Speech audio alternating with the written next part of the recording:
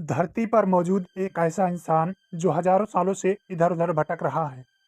कभी दिन में छलावे से तो कभी चुपके से रात में आता है।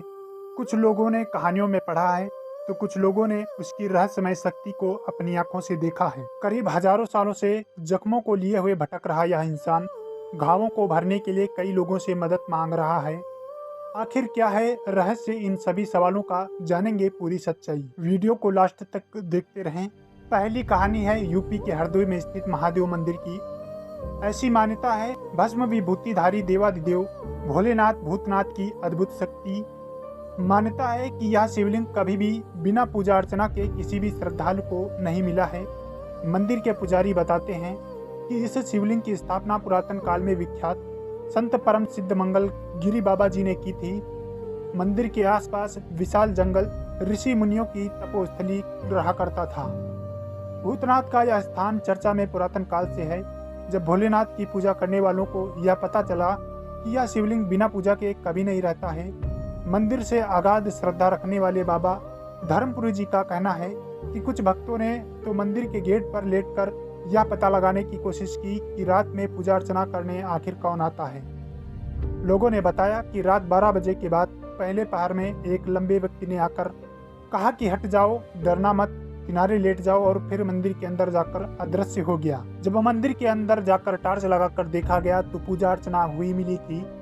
तब से लेकर आज तक कई बार मंदिर के पहली बार पूजा अर्चना वाले रहस्य को कई बार लोगों ने देखने की कोशिश की है, लेकिन पहली पूजा कौन करके जाता है यह रहस्य आज भी कोई समझ नहीं पाया है। दूसरी पहेली है मैहर माता मंदिर के रहस्य के बारे में, जिसके विषय में कहा जाता है कि वहां पर आज भी आल्हा उदल अदृश्य रूप में मां शारदा की आरती करने के लिए आते हैं। इस मंदिर के ऐसे कई चमत्कार हैं जिसके चलते देश दुनिया से कई लोग माता के दर्शन करने यहाँ आते हैं। मान्यता है कि मंदिर का जब दरवाजा बंद हो जाता है और सभी पुजारी और भक्त पहाड़ के नीचे चले जाते हैं, वहाँ एकदम सन्नाटा हो जाता है।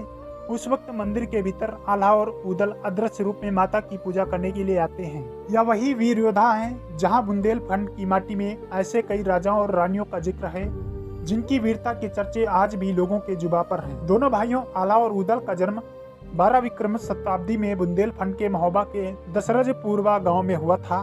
बताया जाता है कि आल्हा बचपन से ही देवी माँ के परम भक्त थे। एक बार उनकी भक्ति से प्रसन्न होकर माँ ने उन्हें पराक्रम और अमर होने का वरदान दिया। आल्हा और उदल की गाथा में इन दोनों भाइयों के स्नेह और एकता का जिक्र किया गया है।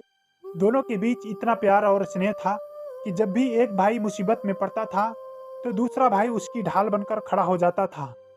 बाद में आल्हा भी चंदेल वंश के शासनकाल में सेनापति बने।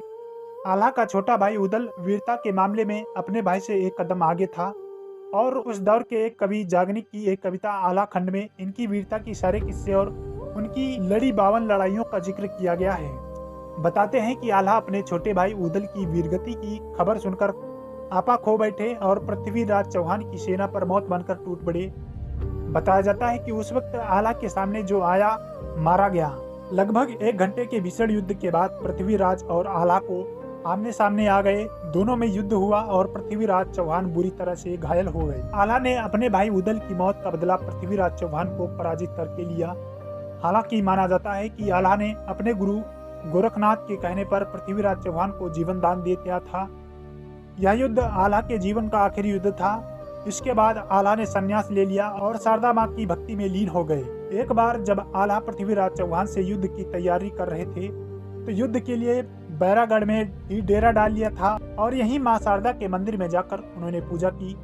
माना जाता है कि आल्हा को मां ने साक्षात दर्शन देकर उन्हें युद्ध के लिए सांग दी थी। पृथ्वीराज चौहान को हराने के बाद आल्हा ने मंदिर पर सांग चढ़ाकर उसकी नोक टेढ़ी कर वैराग्य धारण कर लिया था, जिसके बाद इस सांग को आज तक कोई सीधा नहीं कर पाया है।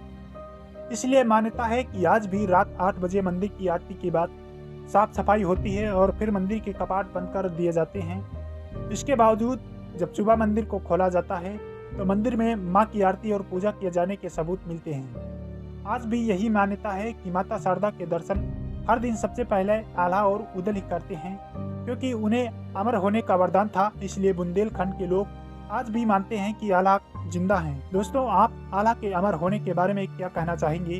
हमें नीचे कमेंट बॉक्स में लिखकर जरूर बताएं।